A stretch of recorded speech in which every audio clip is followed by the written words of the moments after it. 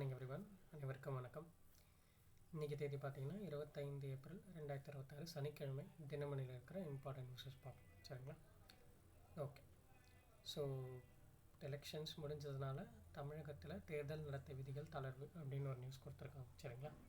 So 15th April 15th அமலான அந்த தேர்தல் விதிகள் இப்போது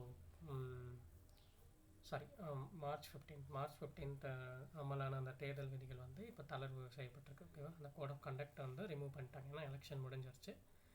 ஸோ இப்போ ரிசல்ட்டுக்காக வெயிட்டிங். ஓகே, சரி. அடுத்து வந்தோம்னா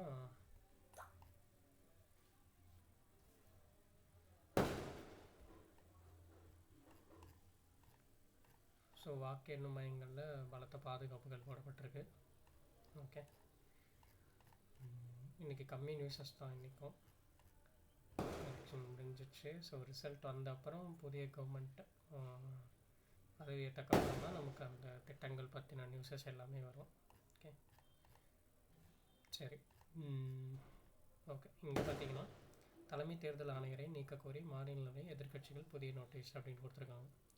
ஸோ ஆல்ரெடி ஒரு நோட்டீஸ் கொடுத்துருப்பாங்க, சரியா? எதிர்க்கட்சிகள்லாம் சேர்ந்து போத் மக்களவையிலையும் மாநிலங்களையும். பட் ரெண்டு பேருமே அதை வந்து நிராகரிச்சிருப்பாங்க. ஓகே, ஸோ இப்போ மறுபடியும் என்ன பண்ணுறாங்கன்னா, ஞானேஷ்குமார் மேலே வந்து ஒரு மாநிலங்களவையில் ஒரு புதிய நோட்டீஸ் வந்து எதிர்க்கட்சிகள் ஒன்றா சேர்ந்து கொடுத்துருக்காங்க, சரியா?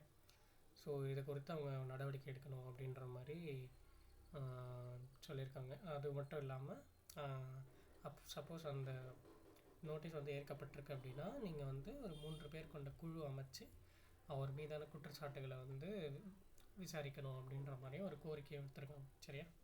ஓகே, இதுதான் நம்ம இங்கே பார்க்குறோம் ஃபஸ்ட்டு நியூஸாக. அடுத்து பார்த்தோம்னா ஃபுல்லாகவே அரசியல் செய்திகளாக தான் இருந்துச்சு. நான் இன்னும் வெஸ்ட் பெங்கால் எலெக்ஷன் முடியல இல்லையா? ஸோ அதனால் இப்போதைக்கு அந்த நியூஸஸ் தான் இருக்குது. மாநிலங்களில் பார்த்தீங்கன்னா இங்கே இப்போ கொடுத்துருக்காங்க, என்ன கொடுத்துருக்காங்கன்னா, இந்தியா நியூசிலாந்து தடையற்ற வர்த்தக ஒப்பந்தம் ஏப்ரல் 27 கையொப்பம் அப்படின்னு கொடுத்துருக்காங்க, சரியா? ஸோ இந்தியாவுக்கும் நியூசிலாந்துக்கும் இடையிலான வர்த்தக ஒப்பந்தத்தை அடுத்த 15 ஆண்டுகள், 15 ஆண்டுகளில் $20 பில்லியன் முதலீடுகளை ஈர்க்க வழிவகுக்கும் இந்த ஒப்பந்தம். ஓகே, 100% இந்திய ஏற்றுமதி பொருட்களுக்கு நியூசிலாந்தில் வரி விலக்கு அளிக்கப்பட்டுள்ளது, சரியா?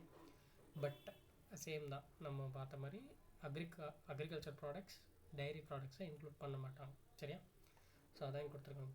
பால் பொருட்கள், வெங்காயம், சர்க்கரை, மசாலா பொருட்கள், சமையல் எண்ணெய் மற்றும் ரப்பர் இறக்குமதிக்கு இந்திய தரப்பில் வரிச்சலுகை வழங்கப்படவில்லை அப்படின்னு சொல்லியிருக்காங்க, சரியா? ஓகே, நியூசிலாந்தோட பிரதமர் பேர் பார்த்திங்கன்னா கிறிஸ்டோஃபர் லக்சல். ஸோ இவர் வந்து வராரு, வந்து கையெழுத்து போடுவார், சரியா? ஓகே, அடுத்து வந்தோம்னா கடைசியாக ஒன்று இருந்துச்சு, என்னென்னா சிறுவர்களுக்கு சமூக ஊடகத்தடை, உலகளாவிய நடவடிக்கைகளின் தொகுப்பு. ஸோ நம்ம இதை அடிக்கடி பார்த்துட்டே இருக்கோம் இல்லையா?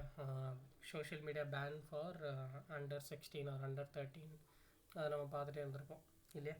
ஸோ இது முதல்ல அனௌன்ஸ் பண்ண நாடுன்னு பார்த்திங்கன்னா ஆஸ்திரேலியா. ஓகே, ஆஸ்திரேலியா தான் வந்து அண்டர் 16 வந்து சோஷியல் மீடியா யூஸ் பண்ணக்கூடாது அப்படின்னு சொல்லிட்டு பேன் பண்ணாங்க. ஓகே, அதுக்கப்புறம் பார்த்திங்கன்னா ஸ்பெயின் பண்ணியிருப்பாங்க. ஓகே, இந்த ஐரோப்பா நாட்டில் வந்து ஸ்பெயின் பண்ணியிருப்பாங்க, சரியா? அதே மாதிரி ஆஸ்திரியாலேயும் வந்து பார்த்திங்கன்னா 14 வயது வரையும், ஸ்லோவேனியா மற்றும் போலாந்தில் 15 வயது வரையும், நார்வேயில் 16 வயது வரையும் சிறுவர்களுக்கு சமூக ஊடக தடை விதிக்க முடிவு செய்துள்ளன. இதற்காக சட்ட வரைவுகள் தயாரிக்கப்படும். ஸோ இதை பின்பற்றி பார்த்திங்கன்னா ஆஸ்திரியா 14 வயசு, ஸ்லோவேனியா மற்றும் போலாந்தில் 15, நார்வேல 16, இவங்களுக்கு கீழே இருக்கிறவங்களாம் இதெல்லாம் யூஸ் பண்ணக்கூடாதுன்னு ஒரு சட்ட வரைவு வந்து கொண்டு வந்திருக்காங்க அப்படின்னு சொல்கிறாங்க, சரியா? அதே மாதிரி ஜெர்மனிலையும் 13 to 16 ஏஜுக்கு உட்பட்ட சிறுவர்கள் வந்து பெற்றோர் அனுமதி பெற்று தான் அவங்க வந்து சமூக ஊடகங்கள் வந்து பயன்படுத்தணும் அப்படின்னு சொல்லியிருக்காங்க, சரியா? ஓகே, இதுதான் நம்ம இங்கே பார்க்குறோம். நம்ம ஆசியாவில் பார்த்திங்கன்னா இந்தோனேஷியா. ஓகே, இந்தோனேஷியாலேயும் இது அமலில் இருக்குது. ஓகே, கடந்த மார்ச் 28 முதல் 16 வயதுக்கு உட்பட்ட சிறுவர்களின் கணக்குகளை படிப்படியாக முடக்க சமூக ஊடக நிறுவனங்களுக்கு அந்நாட்டு அரசு உத்தரவிட்டுள்ளது. ஓகே, அதே மாதிரி நம்ம இந்தியாவில் பார்த்திங்கன்னா ஃபஸ்ட்டு கொண்டு வந்து கர்நாடகா என்ன சொல்லியிருப்பாங்கன்னா, அண்டர் 16 வந்து நாங்கள் இது பண்ண போகிறோம் அப்படின்னு சொல்லிட்டு ஒரு டிஸ்கஷன் போயிட்டுருக்கு. சரி, அதே மாதிரி ஆந்திரா வந்து அண்டர் 13 பண்ண போகிறாங்க அப்படின்னு ஒரு டிஸ்கஷன் போயிட்டுருக்கு. பட் இன்னும் அமல் ஆகலை.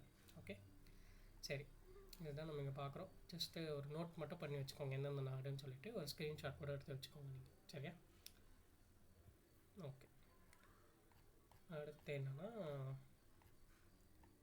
அவ்வளோதான் இன்றைக்கி இருந்த முக்கியமான செய்திகள். நம்ம நாளைக்கு செய்தித்தாள் வாசிப்பில் சந்திக்கலாம். தேங்க்யூ.